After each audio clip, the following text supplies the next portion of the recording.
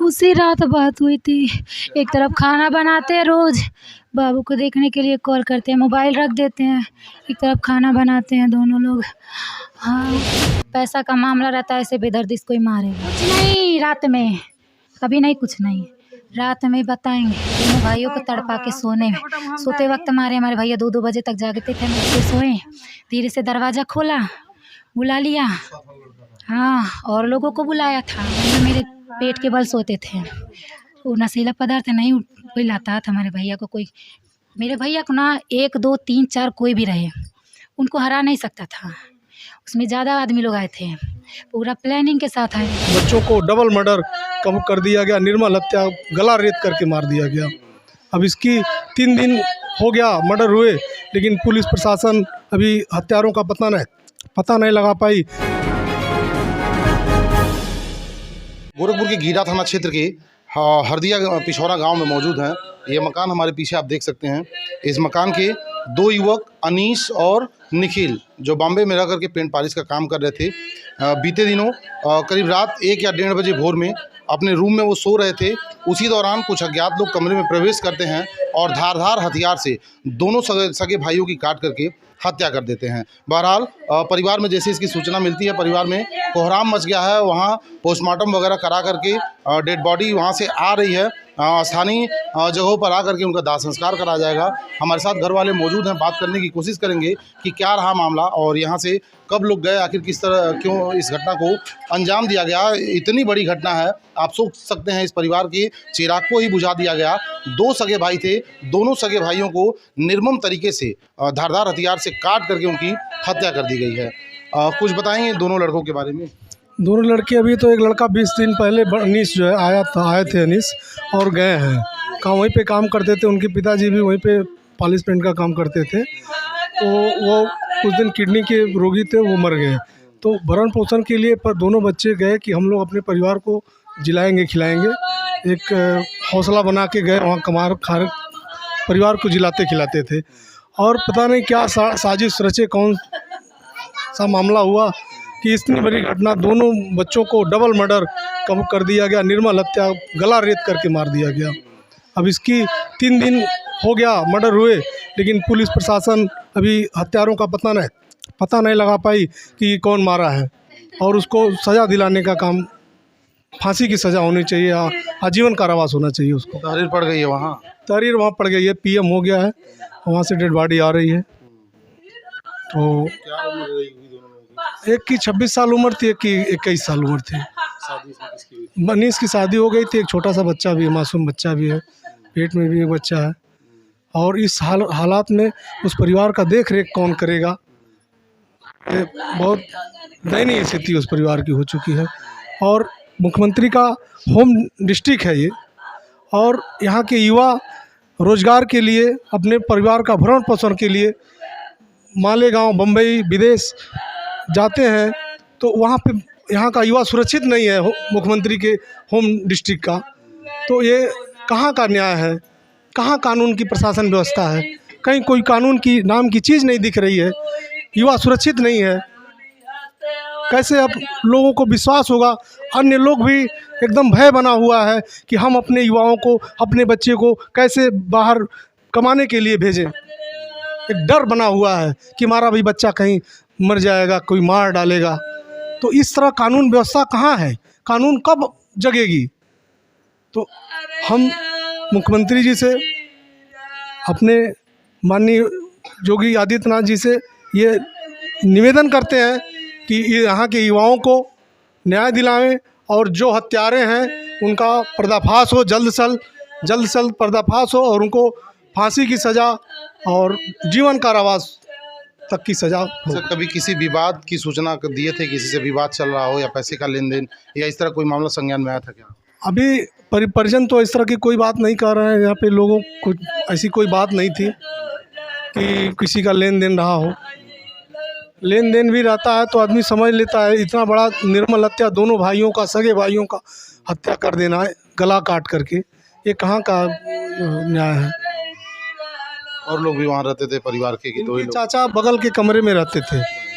उनका कमरा बता रहे हैं कि वो हत्या करने के जो हत्यारे आए तो उनका कमरे का सीट जो वो सिटकिनी था, दरवाज़ा बंद कर दिए थे बाहर से कि आवाज़ जाए तो निकल ना पावे, और उसके बाद इस घटने को अंजाम दिए।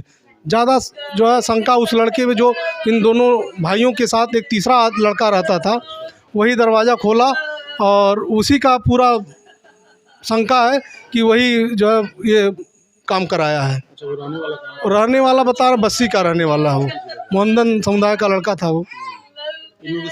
तो साथ में वो जो रूम पार्टनर था वो रहता था, खाता था साथ में। अब कैसे क्या हुआ, ज़्यादा जानकारी वहीं के लोग बता पाएंगे। और देखिए, इस परिवार के 2 बच्चे निखिल और अनीस महाराष्ट्र के मालेगांव में रह करके पेंट पॉलिश का काम करते थे, अपने परिवार का भरण पोषण करते थे। अभी लोग बता रहे हैं दोनों बच्चों के सर से जल्द ही पिता का साया भी उठ गया था और इतनी बड़ी घटना को अंजाम दे दिया गया। एक माँ की कोख को उजाड़ दिया गया, वहीं दूसरी तरफ पत्नी के सिंदूर को उजाड़ दिया गया। बताया जा रहा है कि पत्नी प्रेग्नेंट भी हैं, एक छोटा सा मासूम बच्चा भी है। अब उनकी जिम्मेदारी कौन उठाएगा? बहुत बड़ी घटना है, रूह को कपा देने वाली घटना है। अब देखना है कि महाराष्ट्र पुलिस इस मामले में कितना जल्दी संज्ञान कर लेती है और उत्तर प्रदेश पुलिस का इसमें कितना सहयोग रहता है। ये इस घटना से सनसनी फैल गई है, जो भी सुन रहा है उनकी रूह कांप जा रही है। जिस दर्दनाक तरीके से दोनों युवकों की हत्या की गई है, वो कहीं ना कहीं प्रशासन के कार्यशैली पे एक सवालिया निशान खड़ा कर रहा है। अब इसमें ये देखना है कितनी जल्दी महाराष्ट्र पुलिस उन हत्यारों तक पहुंच पाती है। जैसा कि आप लोग बता रहे हैं कि दोनों युवकों के साथ एक कोई बस्ती जिले का लड़का था जो सोता था। रात में वो दरवाज़ा खोल करके निकल गया, जिसके बाद घटना को अंजाम दिया गया। तो कहीं ना कहीं वो भी शक के घेरे में आ रहा है। आपको बता दें, बगल में चाचा का भी रूम था, अनीस और निखिल के। इनके कमरे से सटे ही बगल के कमरे में वो भी सो रहे थे। लेकिन बताया जा रहा है कि हत्या सुनियोजित तरीके से की गई है, क्योंकि हत्यारों को सारी चीज़ों की जानकारी थी। जब मौके पर पहुंचते हैं वो, तो वारदात को अंजाम देने से पहले वो चाचा के कमरे को बाहर से लॉक कर देते हैं। उसके बाद वो घटना को अंजाम दिया गया है। बहरहाल परिवार का, परिजन का रो करके बुरा हाल है। अब देखना यह है कि पीड़ित परिवार को कितना जल्दी इसमें न्याय मिल पाता है।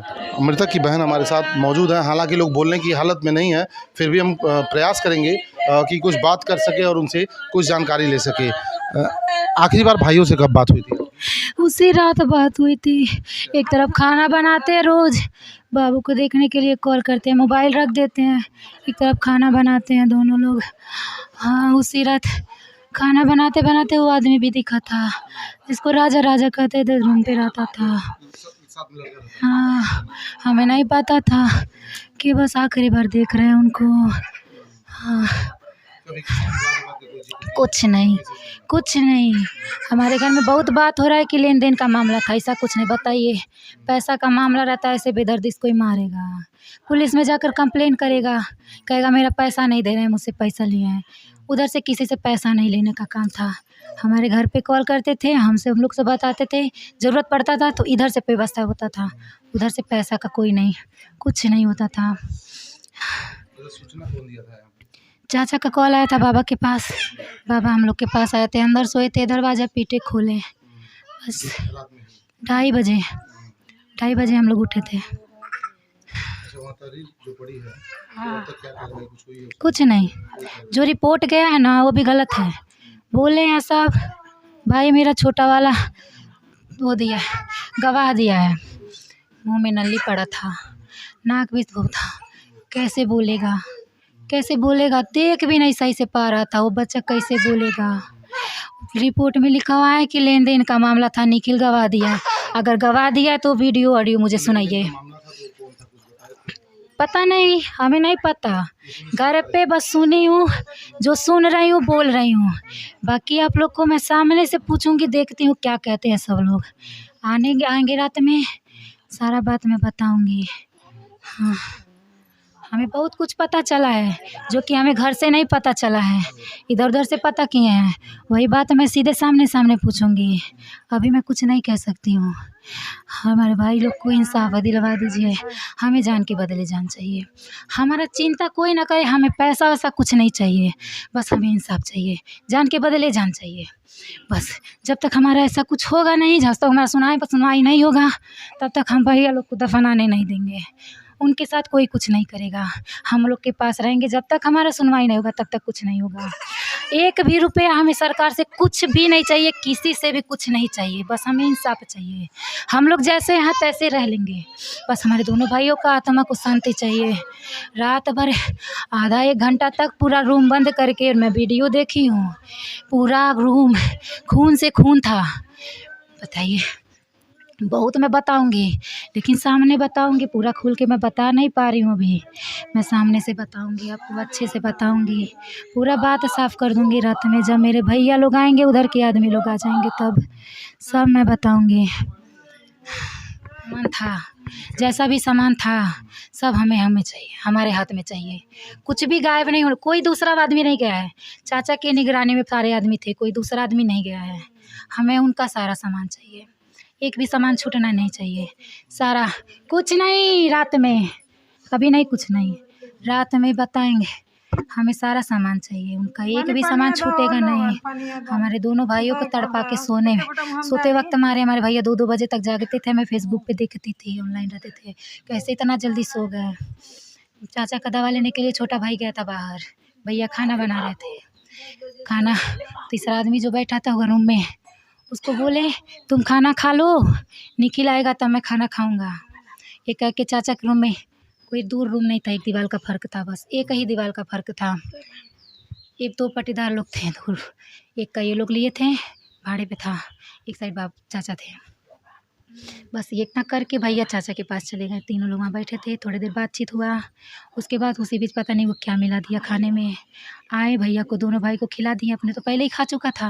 उन लोग को खिला के जैसे सोए, धीरे से दरवाज़ा खोला, बुला लिया। हाँ, और लोगों को बुलाया था, सब मेरे पास सबूत है। बुलाया था, फिर अंदर से दरवाज़ा लॉक कर दिया। अरे भैया मेरे पेट के बल सोते थे, वो नशीला पदार्थ नहीं कोई लाता था हमारे भैया को। कोई मेरे भैया को ना 1, 2, 3, 4 कोई भी रहे, उनको हरा नहीं सकता था। उसमें ज़्यादा आदमी लोग आए थे, पूरा प्लानिंग के साथ आए थे। मेरे भाई पेट के बल सोते थे, पीछे से पहले चाकू उनको मार दिया, गले के पास मारा, पूरे बॉडी पे उनको मारा था। हमारे भैया लोग को बहुत बेदर्दी से मारा था, पूरा रूम दीवार पूरा खून था। मेरे दोनों भाई का सारा खून था लाल लाल। हमारे दोनों भाई बोले सब, चाचा को बुलाने गए भैया, जब दरवाज़ा खोले, मेरे भैया गिर गए, समाप्त हो गए। छोटे भाई को उसी वक्त मार के वो शायद भाग गया, उसका पेट का सारा निकल गया, एडमिट हुआ। शाम तक था, सांस चल रहा था, पता नहीं कोई इंजेक्शन लगवाया, क्या किया, मेरे भाई का जान ले लिया। छोटे भाई मेरा बचने वाला था, छोटे भाई को बचाते बचाते मेरे भैया को ज़्यादा चोट लग गया। उनको उस टाइम दिख गया होगा हमारे पास कौन है, वही दोनों हैं हमारे, और कोई नहीं हमारा। वही दोनों भाई थे। मेरा छोटा बच्चा है भैया का, एक 4 मंथ, 4था महीना लगा है, पेट में है। बस हम 3 लोग हैं, एक बहन है, शादी हो चुका है, बस हम लोग इतने लोग हैं। बाकी हमारे परिवार में 2 भाई थे, पापा साल भर भी नहीं हुआ, वो भी चले गए। 8 मई को भाई पापा गए, 8 अप्रैल को भैया चले गए। दोनों भाई मेरे साथ चले गए, साथ चले गए। मैं आपको और बताऊंगी, बहुत बड़ा बात बताऊंगी, लेकिन अभी मेरा मुंह बंद है। सारा मैं सबूत के साथ बताऊंगी आपको, मेरे पास सबूत मैं अभी रखी हूँ। जैसा बोल रहे हैं सब वैसा नहीं है, मैं आपको सारा बताऊंगी, पर मेरा भैया लोग आ जाए, सबके सामने बताऊंगी।